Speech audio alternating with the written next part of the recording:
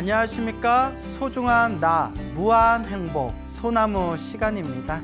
여러분들 만나 뵙게 되어서 참으로 반갑습니다. 오늘도 여러분들께 아주 감동적인 또 부처님의 가피 이야기 전해드릴까 합니다. 내용이 조금 길어서 제가 조금 간단하게 내용을 조금 줄여가지고 여러분들께 소개해 드릴까 합니다. 30여 년 전쯤에 있었던 일입니다. 30여 년 전쯤 어느 거사님이 계셨어요. 이 거사님께서 이제 결혼하고 자식도 있고 그렇게 이제 한 가정을 맡고 있는 그런 이제 가장이었는데요. 한참 이제 열심히 활동하고 일하고 경제 활동해야 할 그런 이제 건강한 나이에 젊은 그런 시기에 갑자기 길을 가다가 푹 하고 쓰러지셨대요. 갑자기 이제 쓰러지셨는데 그렇게 쓰러지고 나서 정신을 잃고 거의 몇 개월 동안을 전혀 몸을 움직이지 못하고 몇 개월을 그렇게 누워 계셨다고 합니다.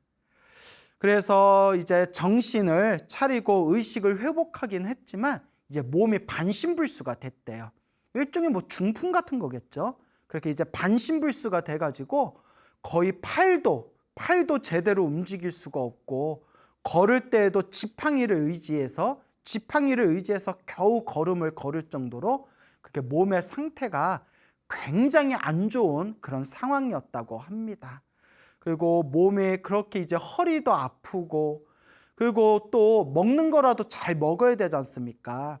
또 그런 와중에서 속병이 생겨가지고 그냥 위궤양 같은 그런 심한 속병이 생겨가지고 그냥 조그만 짜거나 맵거나 한 음식을 전혀 소화를 시킬 수 없고 먹을 수가 없어서 흰죽으로 죽을 먹으면서 겨우겨우 버틸 정도로 그냥 아주 안 좋은 상황에 처하게 되었다고 합니다. 한 집안의 가장이 그렇게 쓰러져서 무너져 버렸으니 이게 얼마나 눈앞이 깜깜한 일입니까? 그래서 이제 가족들이 백방으로 노력해서 그냥 병원에도 여러 군데 다니고 좋다는 약도 다 먹어보고 그렇게 이제 침도 맞아보고 했지만 그렇게 몇 개월이 지나서도 전혀 몸에 호전이 없었다고 합니다. 그래서 거의 팔다리를 거의 쓰지 못하는 상태에서 걸을 때는 그냥 지팡이에 의지해서 거의 걸을 수가 있었고 그리고 이제 반신불수가 된 상태에서 이제 위장도 너무나 이제 안 좋은 상황에서 흰죽을 먹어가면서 겨우겨우 하루하루 버티는 겁니다. 그렇게 이제 경제 활동을 하실 수가 없고 그리고 또 집에서 병원비로 약값으로 그렇게 이제 돈이 굉장히 많이 나가다 보니까 살림이 막 휘청거렸나 봐요. 그래서 우리 어른들이 그런 얘기 하지 않습니까? 집안에 병자가 하나 나면 집안에 기둥이 뿌리 뽑힌다. 옛날에는 그런 얘기 있었지 않습니까? 이게 다 남 얘기가 아니죠. 그러다가 그렇게 몇 개월 동안 고생 했는데도 그렇게 이제 몸에 아무런 이제 치유가 되지 않고 반응이 없다 보니까 어느 날 저기 계룡산 있죠. 계룡산 밑에 어느 유명한 한의원이 있었대요. 그 한의원에 기가 막히게 침을 잘 놓는데 그곳에 가서 치료받은 사람들이 많다라는 이야기를 듣고 그 계룡산 밑에 있는 한의원에 가서 거기서 이제 몇 날 며칠 몇 개월 동안 꾸준하게 침을 맞았답니다. 꾸준하게 침을 맞았는데 그렇게 침을 맞고 나서도 전혀 효과가 없었대요. 그렇게 이제 집안의 살림은 완전히 무너지고 이제 당신 병원비나 그런 약값으로 이제 너무 많은 소비 지출이 생기다 보니까 요 거사님께서 이제 부인 볼 면목도 없는 거예요. 얼마나 미안하겠어요. 한창 당신이 돈 벌어야 될 때인데 이제 경제활동 부인이 하고 계시고 그나마 없는 살림에 당신 약값으로 돈이 다 쓰니까 이분이 이제 그 계룡산 밑에 있는 한의원 거기에서 이제 침 맞고 나서 이제 내가 더 이상 내가 내 몸을 위해서 돈을 쓰지 않겠다라고 스스로 결심을 합니다. 이제 집안의 살림이 어려워지는 게 너무나 이제 가슴이 아프고 스스로도 너무나 이제 힘겨웠던 거죠. 그래서 이제 당신이 스스로 치료를 포기합니다. 치료한다고 유명한 병원 다니고 그리고 약지어 먹고 침 맞으러 다니니까 그게 도저히 이제 감당이 안 되는 거예요. 그래서 나는 이제 치료를 여기서 포기하겠다라고 이제 마음을 굳게 먹었는데 문득 이런 생각이 들었대요. 내가 도저히 몸이 회복될 것 같지도 않고 내가 오히려 가정의 짐이 돼가지고 내 가족들만 힘들게 하는구나. 그러니 그냥 죽어버리자라는 생각이 들었대요.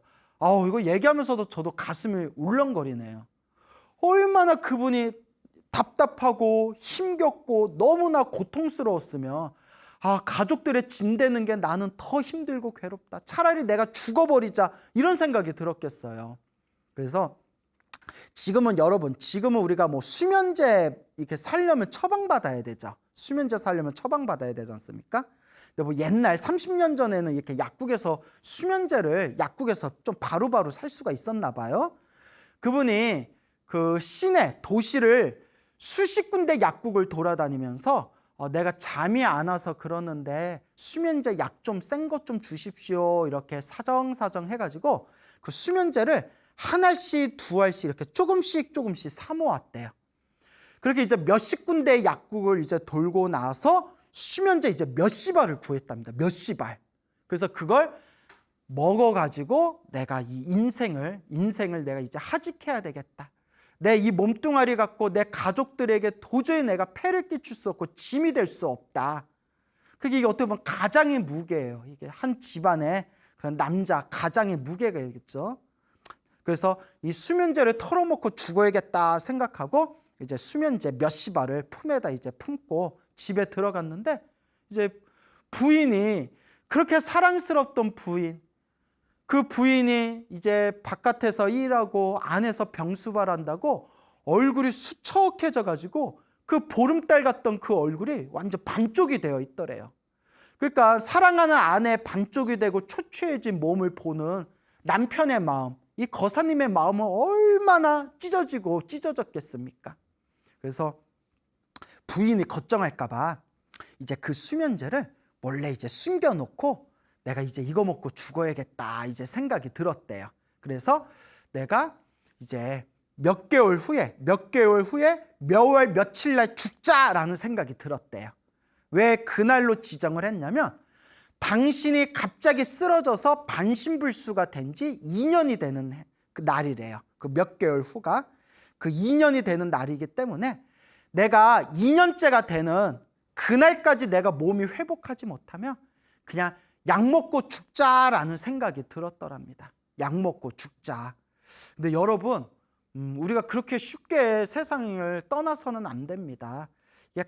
조금 이게 중간에 약간 새어나가는 얘기인데 수면제 때문에 이제 생각난 건데 저랑 이제 친분이 있는 어느 스님이 계셔요. 어느 스님이 계시는데 그분이 이제 한 30대 중반쯤, 30대 후반, 30대 중후반에 이제 머리 깎고 출가하셨는데 자세히 그분의 사정은 모르겠지만 바깥에서 좀 뭔가 힘들고 괴롭고 답답한 일들이 많으셨나 봐요. 그래서 너무나 마음의 상처가 커가지고 내가 죽어야 되겠다 생각이 드셔서 수면제를 털어서 드셨대요. 수면제 몇십 알을 한 움큼을 털어서 이제 드셨대요. 죽으려고. 그렇게 드셨는데 정신이 차려보니까 한 2, 3일을 푹 자고 일어났대요. 여러분 혹시 근데 그 수면제 많이 먹으면 막 위세척하고 막 그래야 되지 않습니까? 근데 자고 일어나셔가지고 너무 배가 고파서 막 이렇게 밥을 드시고 그렇게 이제 한번 그런 스스로 목숨을 끊으려고 했던 그런 이제 당신의 고비가 있으셨대요. 근데 어떻게 살았는지 모르겠대요. 수면제가 좀 약했나? 뭐 다행이죠 어쨌거나. 근데 어쨌거나 그분이 그때 수면제 그 몇십 알을 한 움큼을 이렇게 털어서 이제 죽으려고 했는데 어쨌거나 살아났어요. 그래서 잠 푹 자고 일어나가지고 머리는 막 띵하고 푹 자고 일어나서 이제 배고파서 밥 잘 드시고 근데 결과적으로 이제 세속에 대한 미련을 버리고 나중에 머리 깎고 출가하셨는데 지금 정말 수행 생활을 잘 하세요. 아주 불교 공부도 열심히 하시고 수행 생활을 잘 하셔서 지금 이제 학인들을 이렇게 이제 잘 가르치는 그런 이제 스님이 계시거든요. 그러니까 갑자기 생각난 건데 그 스님이 그때 인생 포기하고 완전히 갔으면 어쩔 뻔했어요. 그래서 다행히 지금 이제 부처님 법을 만나서 머리 깎고 출가해서 그렇게 이제 수행 생활 잘하고 계시는 스님이 계십니다.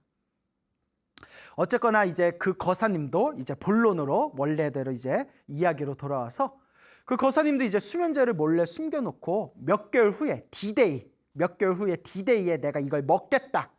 내가 그때가 쓰러져서 내가 지금 이 지경이 된 지 2년째가 되는 날인데 그때까지 내 몸이 회복되지 않으면 내가 이제 죽어야 되겠다 생각하고 수면제를 몰래 숨겨놨대요.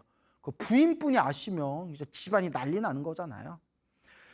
그렇게 이제 속절없이 손살같이 시간이 흐르고 흘러서 이제 당신이 죽기로 결심한 그 D-Day까지 한 달 정도가 남았대요. 한 달. 이제 한 달이 남았을 때 갑자기 이제 부인께서 심각하고 진지한 얼굴로 거사님, 남편인 거사님한테 여보, 내 소원이 있어. 내 소원이 있는데 이거 들어줄 수 있겠소? 라고 이제 부인이 말씀을 하시더래. 내 소원이 있고 내가 정말 당신한테 원하는 게 있다. 이것 좀 들어다오. 그때 거사님께서 또 뭐 어디 병원 다니고 무슨 치료받자라는 얘기인 줄 알고 거사님께서 딱 잘라서 이렇게 얘기하셨대요. 그대가 원하는 거면 내가 다 들어줄 수 있지만 나한테 돈 쓰는 거는 나 이제 안 하겠다. 이게 정말 참 절절해요. 당신도 어떻게든 살고 싶고 몸에 병이 낫고 싶겠지만 집안의 살림이 휘청거리는 거, 그 없는 살림에 당신 약값으로 다 들어가는 게 얼마나 힘겨웠으면 나는 더 이상 나를 위해서 난 돈 쓰지 않겠다. 그리고 수면제 모아서 죽으려고 했겠어요. 참 절절하고 가슴 아픈 일입니다. 그래서 거사님이 나한테 돈 쓰는 거면 나는 그 소원은 들어줄 수 없다. 이랬더니 이제 부인께서 하시는 말씀이 그게 아닙니다. 돈이 아니라 당신의 마음의 자세, 당신의 마음에 달려 있습니다 하면서 요 부인께서 하시는 말씀이 부인분이 독실한 불자였나 봐요. 독실한 불교 신자셨나 봐요. 이제 남편한테 부탁하시는 게 여보, 한 며칠 동안만이라도 절에 가서 기도 좀 합시다. 며칠 동안만이라도 절에 들어가서 간절하게 기도를 좀 하세요. 그러면 반드시 부처님의 가피로 몸의 병이 나을 수 있을 거예요. 여보, 이게 내가 정말 부탁이고 소원이니까 절에 좀 들어가서 부처님께 간절하게 기도 좀 하세요. 라고 이제 남편한테 간곡하게 권유합니다. 그 부인이 굉장히 독실한 불자셨던 것 같아요. 거사님께서 이렇게 곰곰이 생각해 보니까 내가 이제 죽기로 결심한 날, 수면제를 먹고 죽기로 결심한 날이 한 달 정도 남았는데 어차피 죽기 전에 부처님한테 기도하고 부처님께 참회하다가 죽는 것도 나쁘지는 않겠다라는 생각이 들더래요. 그러니까 그때 거사님은 이제 절에 가서 부처님한테 기도해서 내 몸이 낫는다, 부처님께서 내 병을 낫게 해주신다, 이제 이런 믿음은 없고 그런 거 바라지도 않고 이미 마음이 다 지쳤겠죠. 이제 완전히 지친 상황에서 그래, 한 달 후에 내가 죽기로 결심한 날인데 그래, 죽기 전에 부처님한테 기도 좀 하다 가자. 참회하다가 죽어도 그것도 괜찮은 거겠다 싶어서 이제 부인이 부탁하고 권유한 대로 절에 가서 이제 기도하기로 마음을 먹습니다. 부인의 이제 그 권유를 흔쾌히 이제 허락을 한 뒤에 부인이 이제 챙겨준 짐을 가지고 이제 지팡이로 쩔뚝쩔뚝 이제 유명한 관음도량, 관세음보살 기도도량에 이제 찾아갔대요. 그래서 이제 보통 유명한 기도도량은 거기다가 이제 기도 접수해가지고 한 몇 날 며칠 동안 방 하나 얻어가지고 기도하는 그런 이제 문화가 있지 않습니까? 그래서 유명한 이제 관세음보살 기도도량에 가가지고 거기 이제 종무소를 찾아갔대요.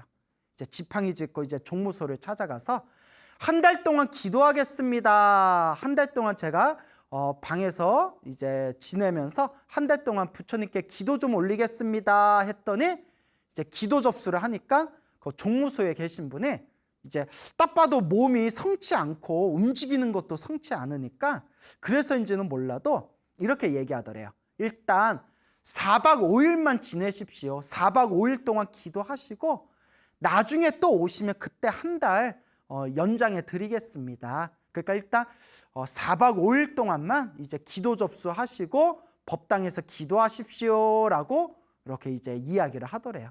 그래서 어쨌거나 종무소에서 이제 그렇게 하라는 대로 4박 5일 동안 기도를 접수한 뒤에 이제 그 절에서 지내면서 기도를 시작하게 되었는데 법당이 계단도 많고 하지 않습니까? 이제 지팡이로 비틀비틀 이제 올라가셔가지고 법당에 들어가서 막 몸도 이제 성치 못하고 힘드니까 끄트머리 벽에 이렇게 기대가지고 이제 기도를 시작했대요. 뭐 관세음보살 연부를 했겠죠. 그렇게 기도가 안 되고 짜증나고 집중이 안 되더래요. 너무나 기도가 안 되더래요. 그래서 기도가 안 될 때마다 마음속으로 부처님 제가 과거 전생에 지었던 제 업보를 참회합니다. 제 몸이 빨리 깨끗하게 소생하게 해주십시오. 제 몸이 빨리 낫게 해주십시오. 부처님 죄송합니다. 제가 전생에 지었던 업을 참회합니다 라고 부처님께 간곡하게 빌며 또 잠깐 동안은 기도가 잘 때, 근데 또 잠깐 동안 기도하다가 또 짜증나고 집중도 안 되고 몸은 아파 죽겠고 온갖 막 번뇌망상은 일어나고. 근데 우리 다 그런 경험 있지 않습니까? 평상시에는 뭐 아무렇지도 않은데 기도만 시작했다 하면 뭐 별의별 생각이 다 나지 않습니까? 온갖 망상이 다 일어나지 않습니까?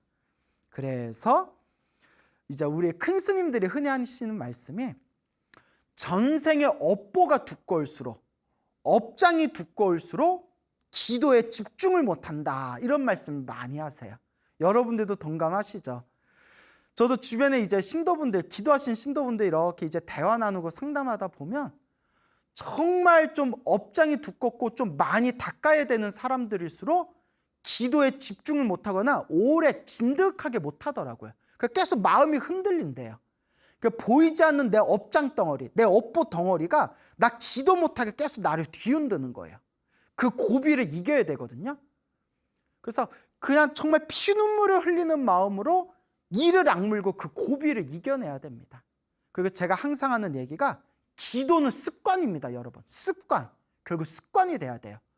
여러분, 우리가 밥 먹고 싶어서 먹는 거 아니잖아요. 배고프니까 일단 내가 습관처럼 밥을 챙겨 먹는 거잖아요. 근데 하루라도 밥 제대로 안 먹으면 뭔가 허하고 그렇지 않습니까? 기도도 그와 같이 완전히 몸의 습관이 돼야 됩니다. 내 세포 하나하나에 습관이 돼야 되고 내 무의식에 완전히 그 기도의 습관의 뿌리가 완전히 뿌리를 박아야 됩니다. 그래서 기도도 습관이다. 하지만 업장이 두껍고 업보가 두꺼운 사람들은 기도에 집중하지를 못하고 기도를 진득하게 못하더라. 그런 이야기를 큰 스님들이 많이 하십니다. 자, 어쨌거나 이 거사님께서 너무 기도하기가 싫고 너무 힘들고 괴로워서 울기도 많이 우셨대요. 울기도 많이 우시고.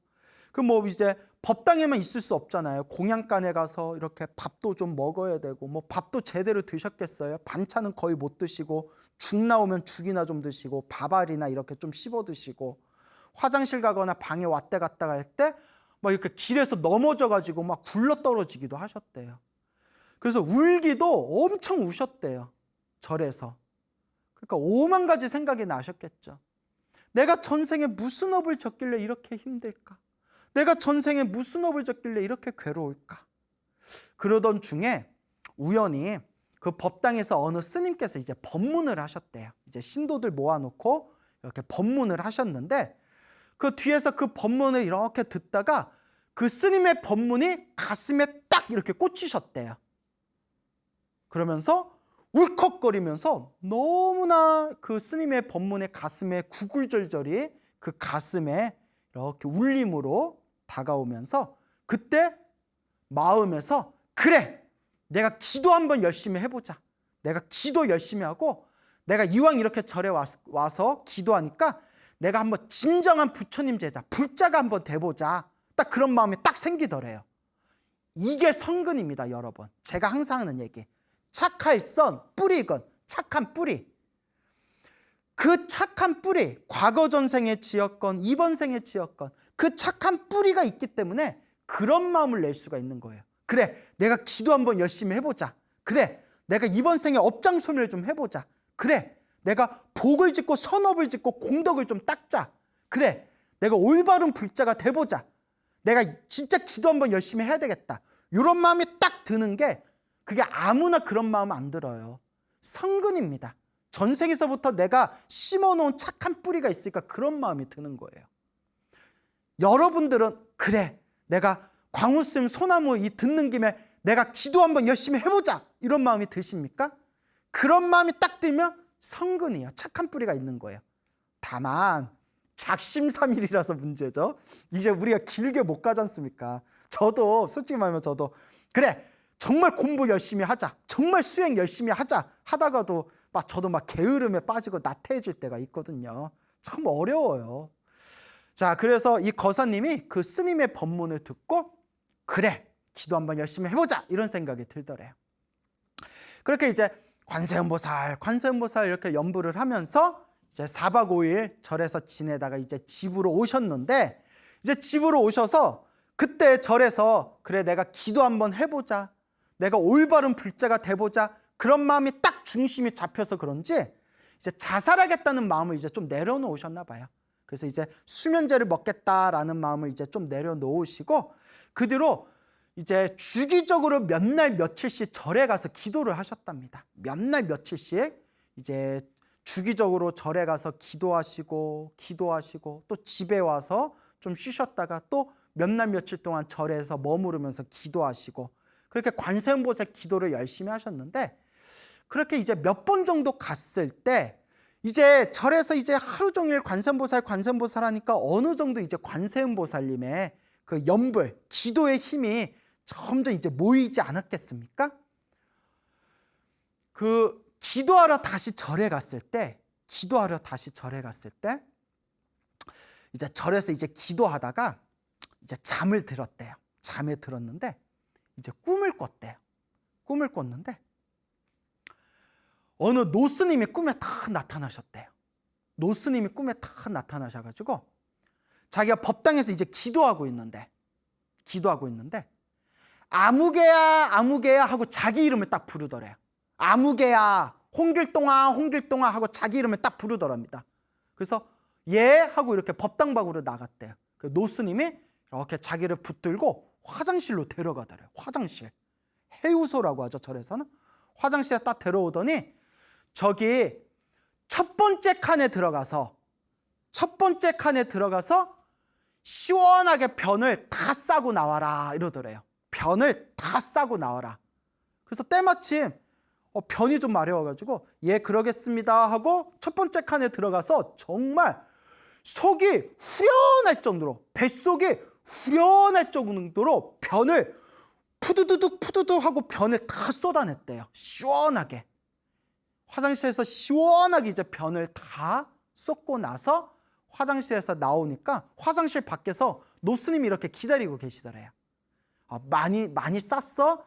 예, 많이 쌌습니다. 그래, 이제 밥 편하게 먹을 수 있을 거다, 편하게 밥 먹을 수 있을 거다 하면서 잠에서 딱 깼대요. 꿈이 너무 생생해가지고 희한하다.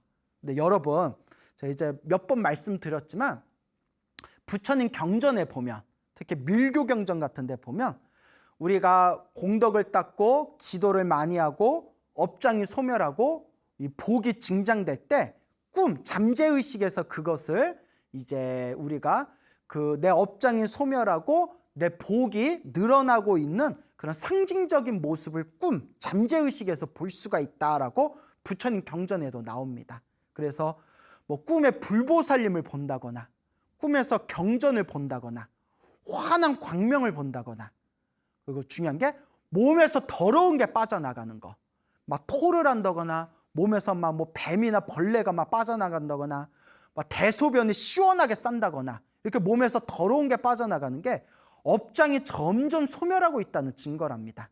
근데 기도 많이 하신 불자님들은 이거 숱하게 경험하셨을 거예요. 그래서 뭐 굳이 꿈에는 집착할 필요가 없지만 경전에도 나오는 얘기예요. 아니나 다를까 꿈에서 그 대변을 시원하게 이제 쏟아냈지 않습니까? 그 꿈에서 노스님이 이제 밥은 좀 편하게 먹을 거다라고 하셨는데 아니나 다를까 이제 공양간에 가서 혹시나 하고 이제 밥을 먹었는데 그날따라 소화가 잘 되더래요.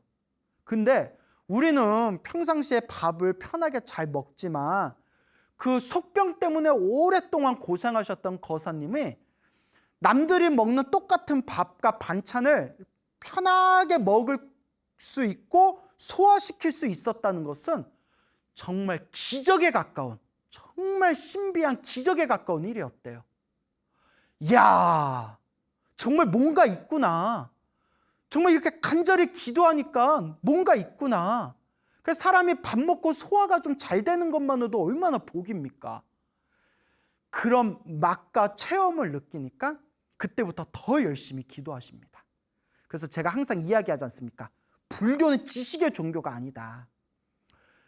꼭 불교를 머리로 따지는 사람들일수록 기도 같은 걸 잘 안 해요.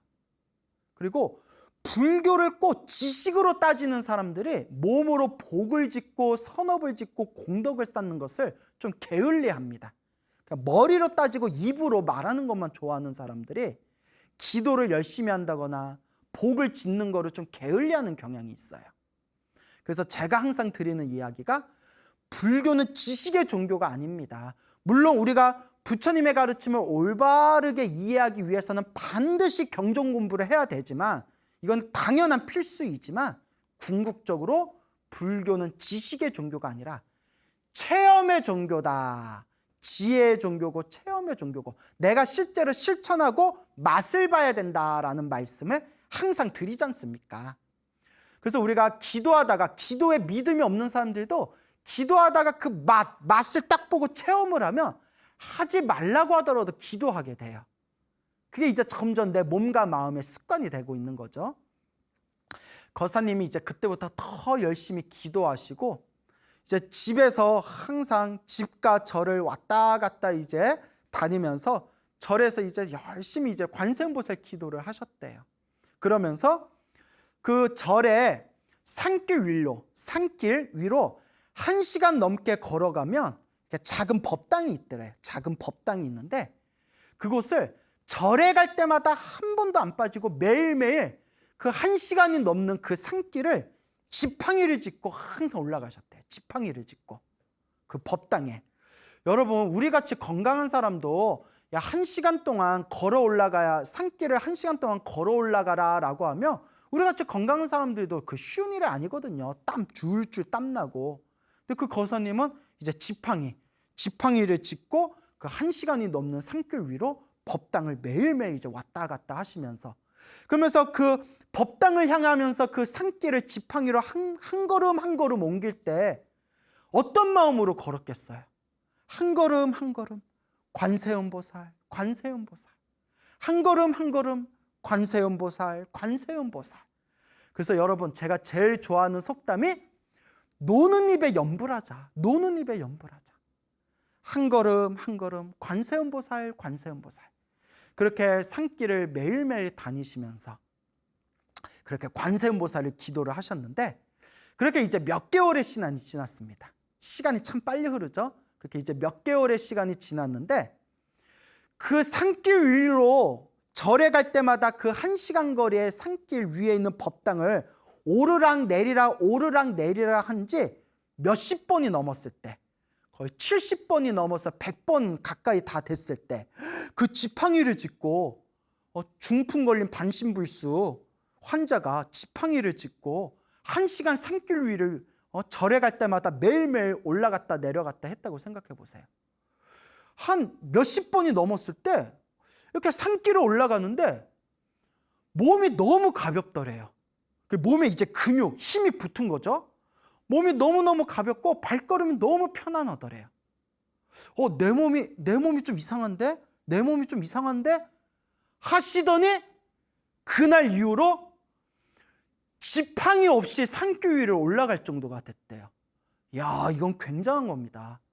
그러니까 이 거사님이 몸의 건강을 되찾아가는 과정에 관세음보살 연불 열심히 한 것도 있지만 운동을 많이 해서 그런 것 같아요.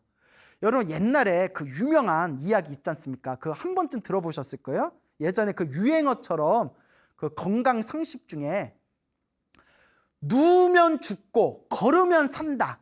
그 유명한 얘기 있지 않습니까? 걸으면 살고 누우면 죽는다. 그러니까 막 열심히 산 타고 걸어야 된다. 그 반신불수인 거사님이 그 1시간이 넘는 거리를 땀을 흘리면서 그렇게 몇십 번의 산길을 왔다 갔다 하면서 막 땀이 쏟아지면서 몸에 노폐물이 빠지고 그리고 막 혈액순환이 되고 몸에 근육이 붙어서 그래서 점점 건강을 더 되찾게 되신 것 같아요. 그래서 드디어 지팡이가 없이 산길을 산에 있는 법당에를 올라갈 정도가 되셨대요. 여러분 그 아까 제가 초반에 말씀드린 거 기억나시나요?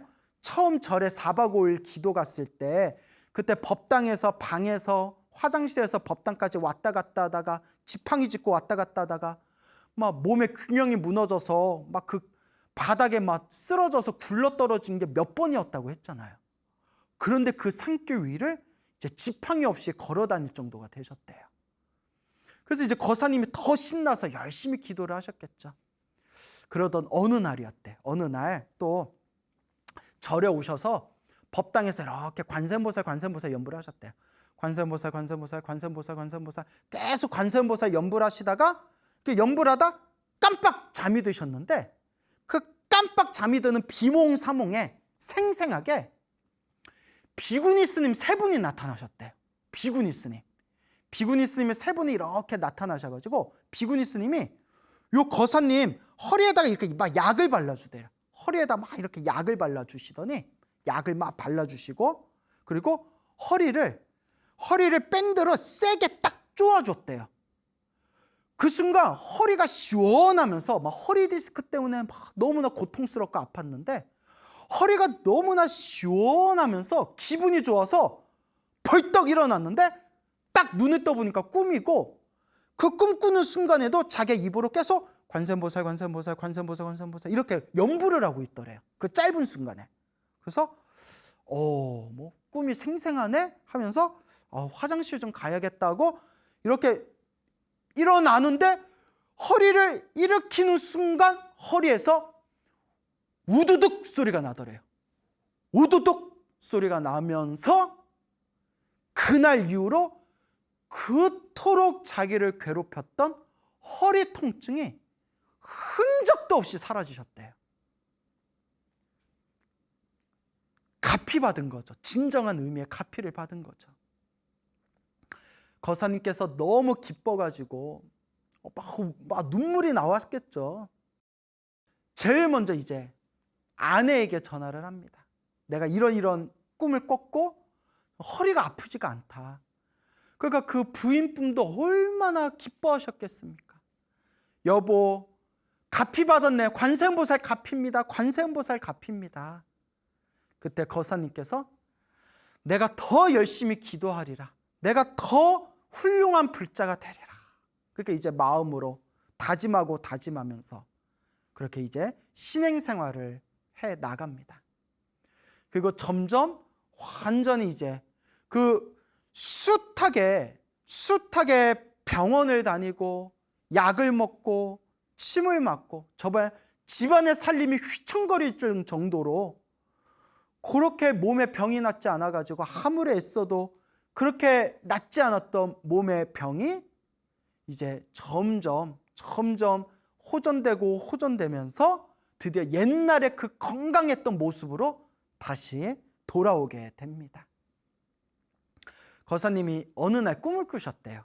기도를 하다가 절에서 드넓은 논이 보이더래요. 드넓은 평야의 논이 보이고 수많은 사람들이 일을 하고 있고 몇십 명의 이제 농부들이 일을 하고 있고 자기가 그 드넓은 논에서 이렇게 모를 심고 있더래요. 이렇게 모를 심고 있는데 멀리서 부인이 새참거리를 이렇게 이제 멀리서 부인이 이렇게 새참을 가지고 오는 꿈을 싹 꿉니다. 너무나 꿈이 편안하고 너무나 생생해서 너무나 인상 깊어서 부인한테 물어봤대요. 내가 이런 꿈을 꿨어. 그 부인이 하시는 말씀이, 내가 보기엔 이거 아내분이, 이 부인분이 진짜 도인 같아요. 그 부인분이 하신 말씀이 기도 더 열심히 하라는 뜻입니다. 왜냐? 논이 있고 모를 심었으면 잡초도 뽑아야 되고 김도 매야 되고 그렇게 잘 가꾸어 나가야 이제 쌀을 이제 만들고 쌀을 수확하고 그걸로 쌀밥을 지어서 밥을 먹을 수 있는 거 아닙니까? 그러니까 잘 기도하고 잘 닦으라는 소리 아니겠습니까? 그 사람이 딱 들어도 아유, 그 말이 맞네, 더 열심히 해야 되겠네 라는 생각을 일으키셨다고 합니다. 결과적으로 거사님께서 완전히 건강을 되찾으셨다고 합니다. 완전히 이제 정상인과 같은 그런 건강을 되찾게 되셨고, 항상 마음속에 품고 있는, 항상 이 감사한 이 마음이 부처님을 향한 감사함, 관세음보살님을 향한 감사함, 그리고 절대 잊을 수 없는 가장 고마운 존재가 바로 나의 부인이다, 나의 아내다. 정말 이 거사님이 정말 부인복이 있으셨던 것 같아요. 과거 전생에 지었던 나쁜 업보가 있어서 이번 생에 큰 병고를 겪으셨지만 전생에 지었던 한 가닥 큰 성근이 있으셨는지 정말 좋은 아내를 만나서 그 아내의 권유대로 절에 다니면서 열심히 기도하시고 열심히 관세음보살님을 향해서 염불하고, 그리고 그 힘든 몸을 이끌고 지팡이를 가지고 그 산길을 오르락 내리락 하면서 그렇게 애쓰고 애쓰셨기 때문에 이와 같이 고통의 나날 속에서 평온과 편안을 얻게 되지 않았는가라는 생각이 듭니다. 우리가 살아가면서 우리 앞에 펼쳐진 모든 행복과 불행이 다 내가 지은 업의 인연이다. 내 앞에 펼쳐진 좋은 일도 나쁜 일도 다 내가 지은 업의 인연이구나. 결국 이 불교는 철저하게 인연법을 이야기하고 있습니다. 인연법. 결국 좋은 인연, 나쁜 인연도 다 내가 지은 것이다.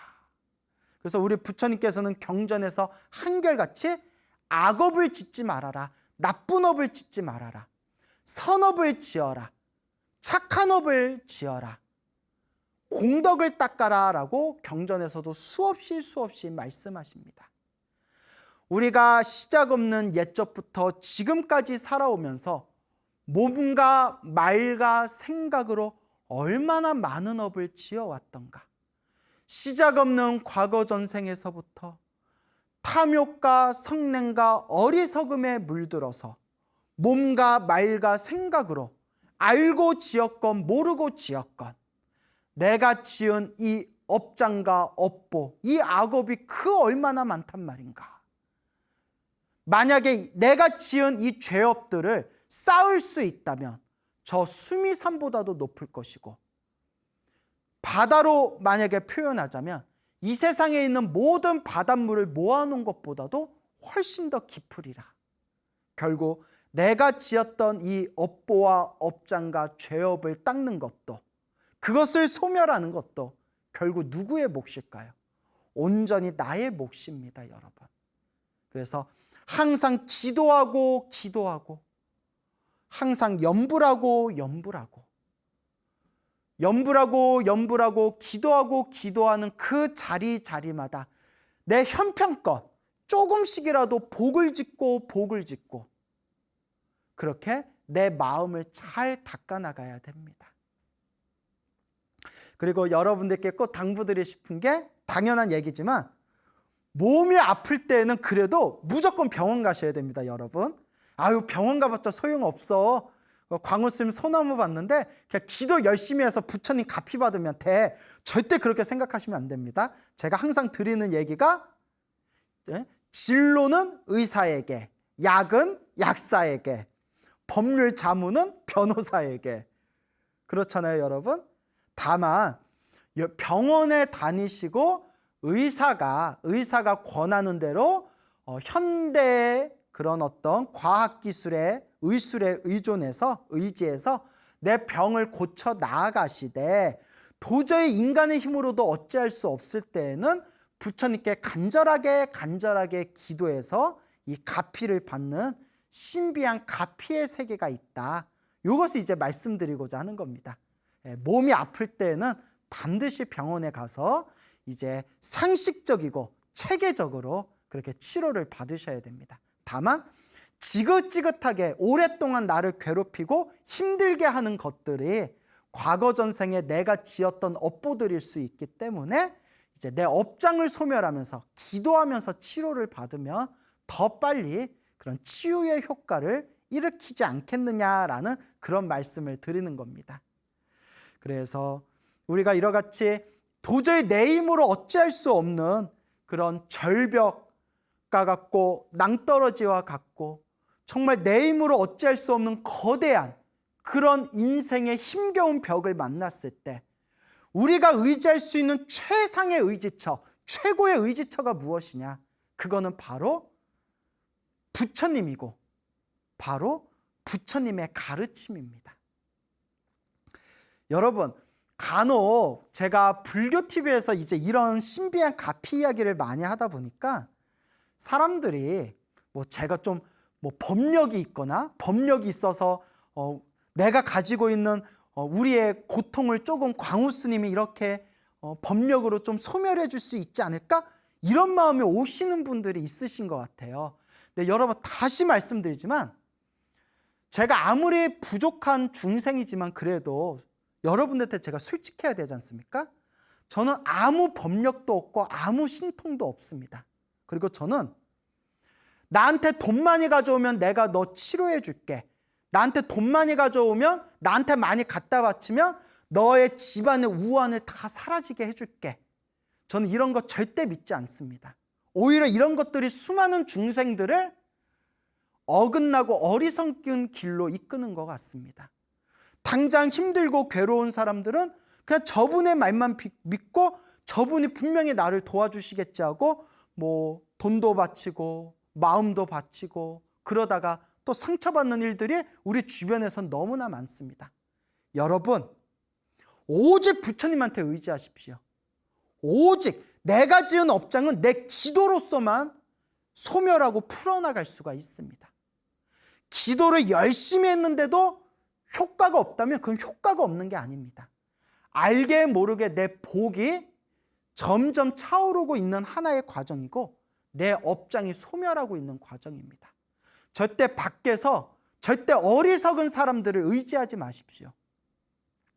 여러분들이 힘들고 괴로울 때 여러분들이 의지할 수 있는 존재는 바로 나 자신이고 바로 부처님의 가피입니다. 그래서 부처님께서 분명히 말씀하시기를 사람에 의지하지 말아라. 사람에 의지하지 말아라. 자기 자신에 의지하고 법에 의지해라 라고 말씀하셨던 겁니다. 힘들고 괴롭고 답답하고 여러분들 인생에 힘겨운 고통스러운 벽을 만났을 때 기도하십시오. 기도하고 복을 짓고 여러분의 마음을 잘 닦아나가시기 바랍니다. 불보살님의 가피는 분명히 여러분들과 함께합니다. 여러분, 행복해지고 싶습니까? 행복한 삶을 창조하고 싶습니까? 복을 지으십시오. 선업을 지으십시오. 공덕을 쌓으십시오. 복과 선업과 공덕의 힘이 여러분들을 진정한 행복의 길로 이끌어 줄 것입니다. 여러분, 오늘 여기서 마치겠습니다. 성불하십시오.